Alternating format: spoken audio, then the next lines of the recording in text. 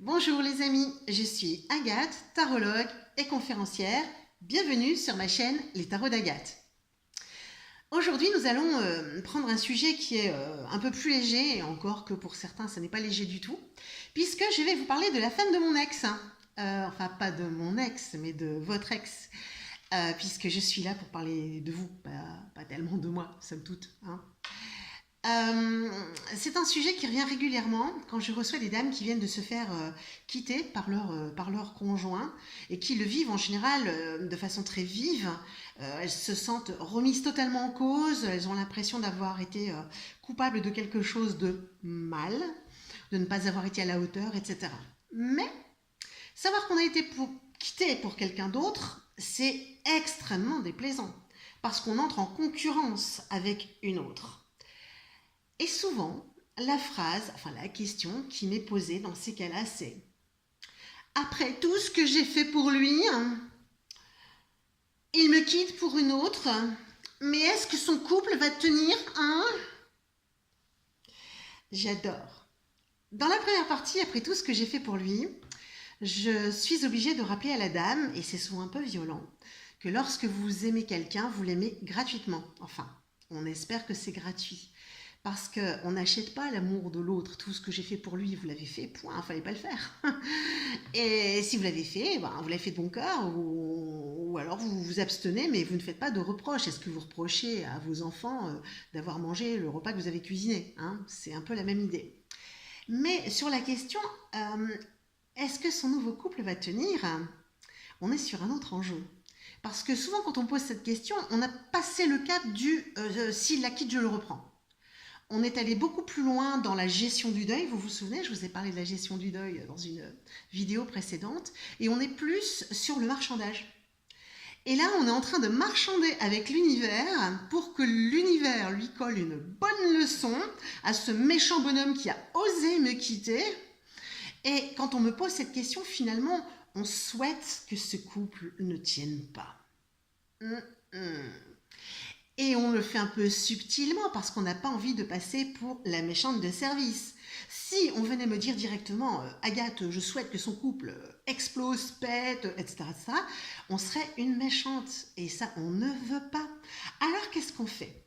Outre le fait qu'on n'a pas accepté totalement le changement, la 13, la carte sans nom, et souvent elle ressort comme ça, à l'envers.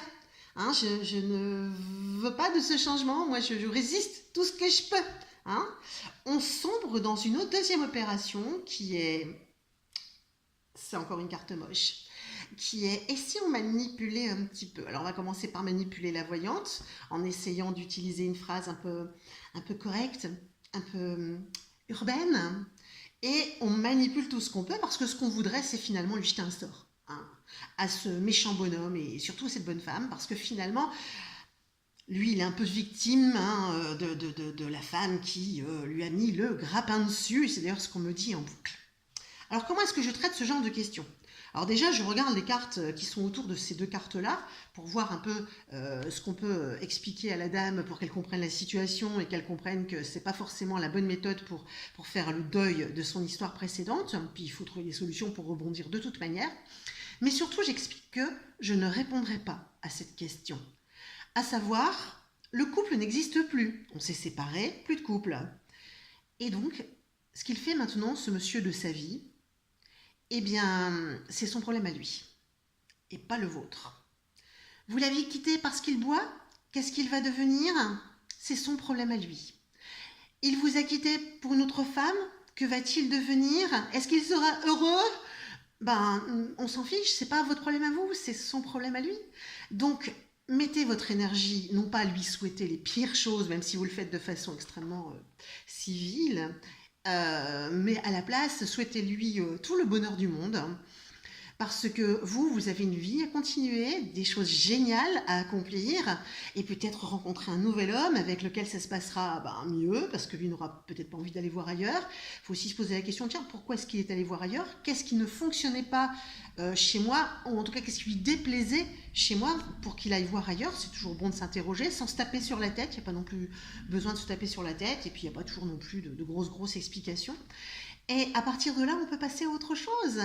Alors, la femme de votre ex, adorez-la, aimez-la à la folie, souhaitez-lui tout le bonheur du monde, parce que vous avez des tas de trucs à faire à côté, et vous avez une belle page blanche devant vous, et il faudrait écrire une jolie histoire. Voilà, j'espère mes amis que cette capsule vous a fait un peu sourire, et on se retrouve la semaine prochaine. Sourire aux lèvres, j'espère, en pleine forme. Et on se dit à bientôt. Alors, les petits pouces bleus, s'il vous plaît, soyez sympas, partagez, abonnez-vous et mettez-moi des pouces bleus. À bientôt.